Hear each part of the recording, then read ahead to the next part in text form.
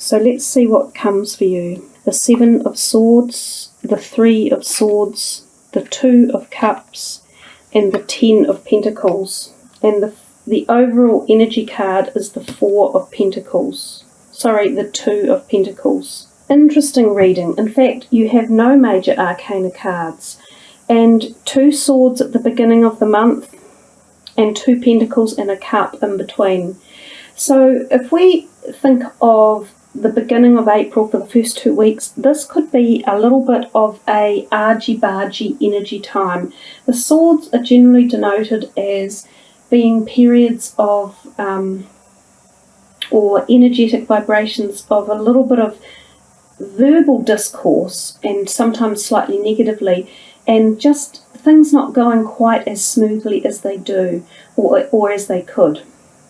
So if we look at the 7, if we start here for the first week of April with the 7, this card is about balance, and sometimes it indicates not knowing which way to go. So there can be a situation that crops up and you're literally in the middle thinking, oh my gosh, do I go forward with this or do I move back with it? And oftentimes there's more than just you involved. So it can be sometimes family-related matters or work, groups of people, maybe friendships, but there's this feeling of kind of being stuck in the middle and not necessarily knowing which way to actually go.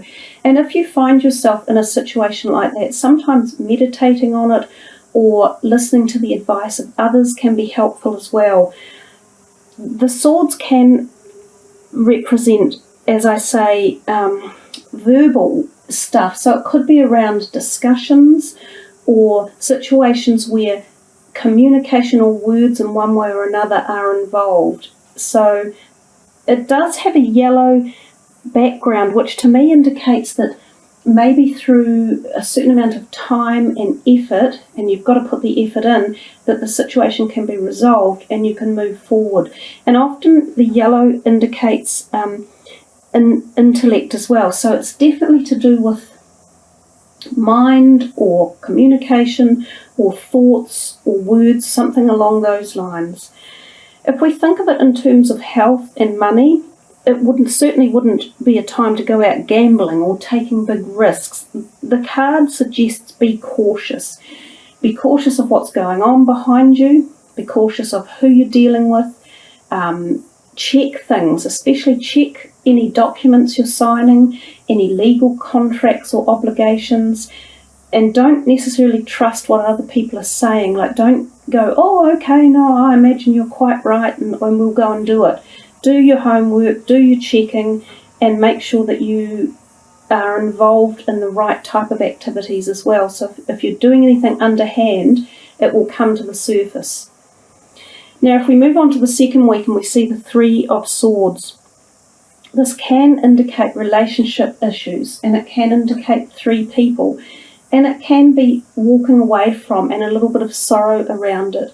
Now, it doesn't have to be romantic. It can be friends or it can be family members, and it can be just disagreements, but it sometimes means that you are literally going to move away and let it fall into the background.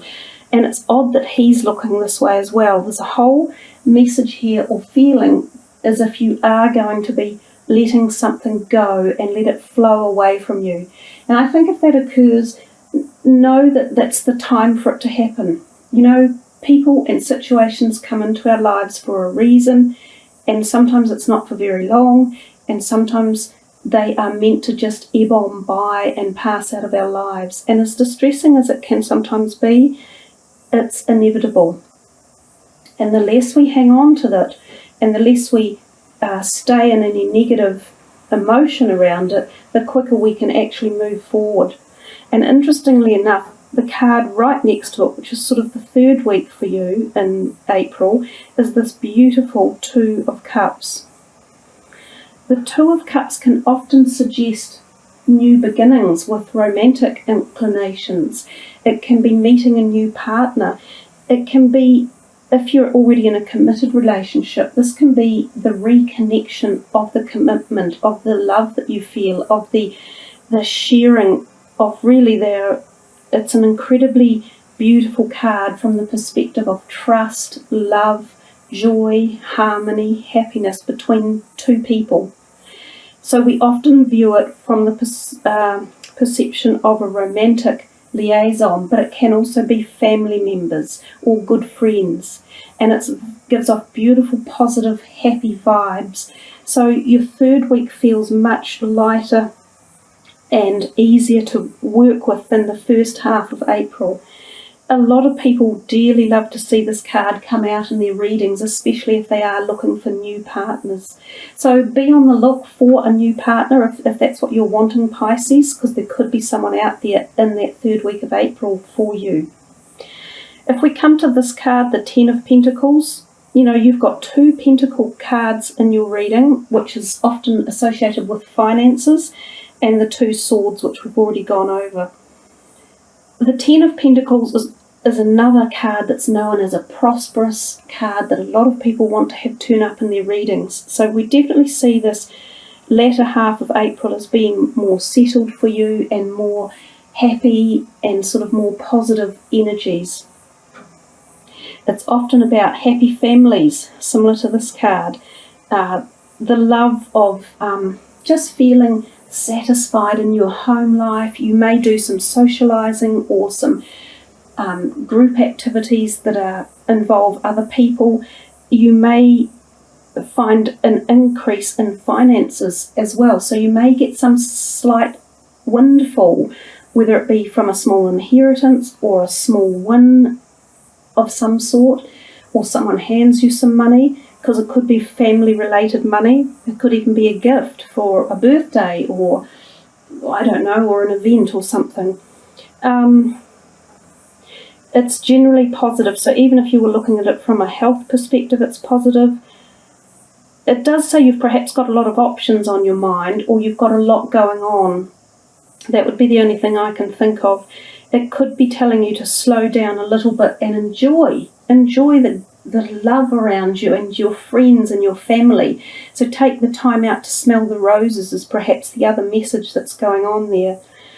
And if we come up here to the overall energy card and we see the Two of Pentacles, cycle of life, twisting and turning, ups and downs. This card often suggests it's about balancing your finances for April. And we see you've got a reading that literally is a bit down and then up again. So there's some sort of coming and going of stuff in April, and it could be coming and going of money.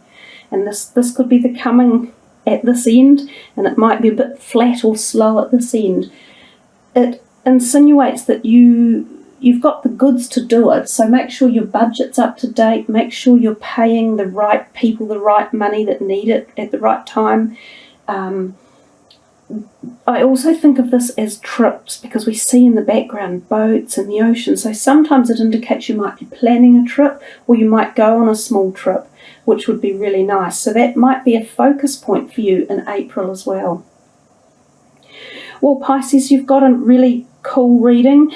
Given that there are no major arcana cards involved, I think it's not a full-on demanding month for you. There's these couple of little things going on at the beginning, but I think it's just flowing, just sort of feels to be flowing a little bit more steady, and money seems to not be too bad. I think health-wise, it's more about emotional stresses that you might feel in this, especially in this first half, and perhaps making sure you rest and take the time to rest. Those seem to be the messages coming through for health. I would also, when I see this card, I would also caution to have a think about your heart health or your cardiovascular health. You might want to do a checkup to see what your cholesterol levels are, or to make sure that you're ingesting some of the foods that are really good for your heart, such as things like nuts and omega-3 oils and various avocados and things like that, which are particularly good for the heart. I would think that's also a good message for April. Most of us can do with increasing our heart cardiovascular health. So there you are, guys. Let's have a look now at the end of your reading, the higher vibrational energy card, and we'll see what comes up for this. Raphael, empathy. Heart, oh wow, heart chakra. There's the green, the heart chakra. And I think it could be to do with emotions. As you know, empathy is emotions. It's about understanding and being tolerant and being patient and having,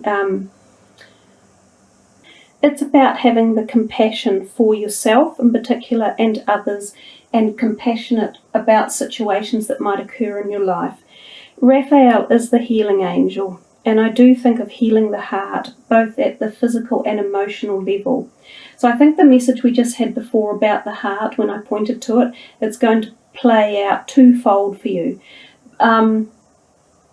You know that you will be restored. If your empathy has waned, you will be restored to have that feeling and to have that connection, and it will be brought back so that you can have light and love flow through your emotions.